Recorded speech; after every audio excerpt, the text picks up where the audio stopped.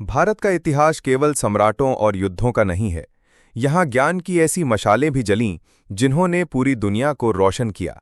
ऐसी ही एक मशाल थी नालंदा विश्वविद्यालय। 5वीं सदी में गुप्त सम्राट कुमारगुप्त प्रथम ने नालंदा की स्थापना की। बाद में हर्षवर्धन और पालवंश के राजाओं ने इसे और समृद्ध किया। ये सिर्फ भारत ही नहीं बल्कि पूरी दुनिया का सबसे बड़ा शिक्षा केंद्र बन गया था। यहाँ एक समय में 10,000 से अधिक छात्र और 2,000 शिक्षक रहते थे। चीन, कोरिया, जापान, तिब्बत और श्रीलंका तक से विद्यार्थी नालंदा पढ़ने आते थे। यहाँ बौद्ध दर्शन, गणित, खगोलशास्त्र, चिकित्सा, साहित्य और तर्कशास्त्र जैसे विषय पढ़ाए जाते थे। नालंदा की सबसे बड़ी पहचान थी इसके विशाल पुस्तकालय।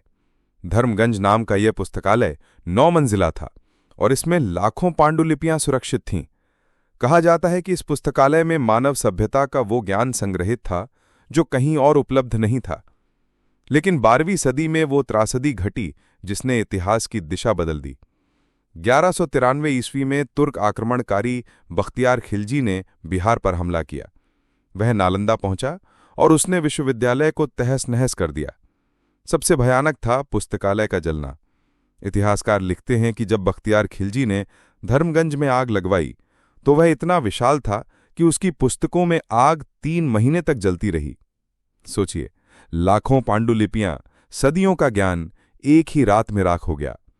विद्वानों की हत्या कर दी गई, छात्र बिखर गए और नालंदा की चमक बुझ गई। यह सिर्फ ईंट पत्थरों का विनाश नहीं था बल्कि भारत के बौद्धिक और सांस्कृतिक धरोहर का सबसे बड़ा नुकसान था। आज नालंदा के खंडहर यूनेस्को वर्ल्ड हेरिटेज साइट हैं। ये खंडहर हमें याद दिलाते हैं कि ज्ञान कितना कीमती है और इसे बचाना हमारी जिम्मेदारी है। नालंदा का जलना इतिहास का सबसे बड़ा सबक है कि तलवारें ज्ञान को मिटाने की कोशिश कर सकती हैं, लेकिन ज्ञान की लौ कभी पूरी तरह बुझाई नहीं जा सकती।